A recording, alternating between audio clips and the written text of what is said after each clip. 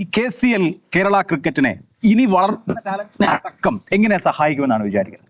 അത് എനിക്കൊന്നു ആ ഒരു എക്സ്പോഷർ ഭയങ്കര വലുത് തന്നെയാണ്. കാരണം ഒരു 12 മാച്ച് അത് ലൈവ് കളിക്കുക എന്ന് പറയുമ്പോഴത്തേക്കും അത് ഇന്ത്യയിലുള്ള എല്ലാ ആൾക്കാരും കാണാണ്. ഇന്ത്യയിലല്ല, ഇവൻ ലോകത്തിലുള്ള മിക്ക എല്ലാ മലയാളീസും കാണുന്ന ഒരു ഇത് തന്നെയായിരിക്കും. അപ്പൊ അവർക്ക് കിട്ടുന്ന എക്സ്പോഷർ വളരെ ഹൈ ആണ്. കാരണം കേരള കഴിഞ്ഞ പോലെ IPL ഞാൻ എൻ്റെ പാട്ടായിരുന്നു.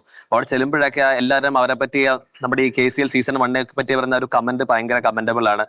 നല്ല രീതിയിൽ കണ്ടക്ട് ചെയ്തു, നല്ല രസമുണ്ടായിരുന്നു മാച്ച് കാണാൻ എന്നൊക്കെ പറയുമ്പോഴത്തേക്കും. അപ്പോൾ ഓൾ ഇന്ത്യ ഈസ് വാച്ചിങ് നമ്മളെ ടാലന്റ്. കാരണം നമ്മൾ എല്ലാവർക്കും പറയുന്നതാണ് കേരളത്തിൽ റോ ടാലൻസ് ഉണ്ടെന്ന് എല്ലാവരും പറയുന്ന ഒരു കാര്യം തന്നെയാണ്. അപ്പോൾ ആ റോ ടാലൻസിന് വലിയൊരു ഓപ്പർച്യൂണിറ്റിയാണ് അവർക്ക് അവരുടെ ടാലന്റ് ഷോക്കേസ് ചെയ്യാൻ പറ്റുന്നതിൽ. അതുവഴി നിരവധി, കാരണം കഴിഞ്ഞ പോലെ എത്ര IPL സ്കോട്സ് ഉണ്ടായിരുന്നു. നമ്മൾ കുറേ ആൾക്കാർ ട്രയൽസിന് പോയി, പക്ഷെ നമ്മുടെ 4 പേരാണ് IPL ഉണ്ടായിരുന്നത്. പക്ഷെ ഐ എം ഷുവർ ഈ ഒരു വർഷം ആ ഒരു 4 ചിലപ്പോൾ 8 പ്ലേയേഴ്സ് ആവും. കാരണം ചിലരൊക്കെ ജസ്റ്റ് മിസ്സായി പോയ പ്ലേയേഴ്സ് ഉണ്ട് IPL.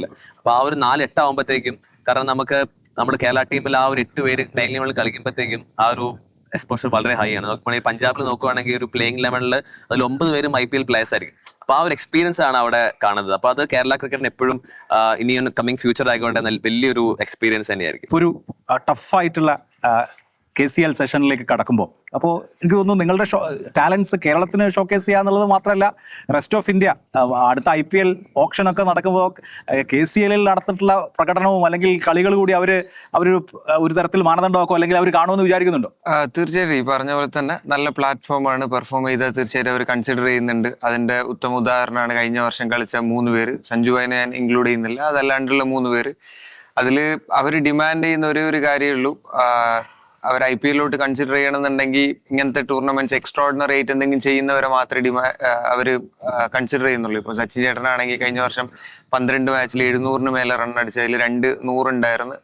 അപ്പം ഒരു ടൂർണമെന്റ് T20 ടൂർണമെന്റ് 2 100, അത് മാച്ച് വിന്നിങ് ഇന്നിങ്സ് എന്നൊക്കെ പറയുമ്പോൾ കുറച്ച് എക്സ്ട്രോർഡിനറി ആയിട്ടുള്ള സാധനം. പിന്നെ നമ്മുടെ വിഷ്ണു വിനോദാണെന്നുണ്ടെങ്കിൽ ഒരു 32 ബോളിൽ 100 ആയിരുന്നു, അതൊരു എക്സ്ട്രോർഡിനറി സാധനമാണ്. പിന്നെ വിഘ്നേഷ് പുത്തൂർ ആണെങ്കിൽ ഒരു റയർ പീസാണ്, ചൈന മാൻ എന്ന് പറയുന്നത്. അവർ ഡിമാൻഡ് ചെയ്യുന്ന എക്സ്ട്രോർഡിനറി ആയിട്ടുള്ള എന്തെങ്കിലും ഒരു കാര്യമാണ്. അവർക്ക് അത് കണ്ടാൽ തീർച്ചയായിട്ടും അവർ കൺസിഡർ ചെയ്യും എന്നുള്ളതാണ്. ഈ പറയുന്ന പോലെ തന്നെ കേരളത്തിനെ പറ്റിയിട്ട് ഇന്ത്യയിൽ മൊത്തം സംസാരിക്കുന്ന ഏറ്റവും മെയിൻ ആയിട്ടുള്ള ഒരു സംഗതി എന്ന് പറഞ്ഞാൽ നല്ല അത്ലീറ്റ്സ് ആണെന്നാ പറയാം. അത് നമുക്ക് ഉണ്ടാക്കിയെടുക്കാൻ പറ്റൂല. അപ്പം എല്ലാവരും നല്ല അത്ലീറ്റ്സ് ആണ്, ടാലന്റഡ് ആയിട്ടുള്ള ആൾക്കാരാണ്. അപ്പൊ അവർ ആ ചെറിയൊരു എക്സ്ട്രോർഡിനറി ആയിട്ടുള്ള ഒരു സാധനത്തിനും വേണ്ടിയിട്ട് അവർ വെയിറ്റ് ചെയ്യാണ് സത്യം പറഞ്ഞു കഴിഞ്ഞാൽ.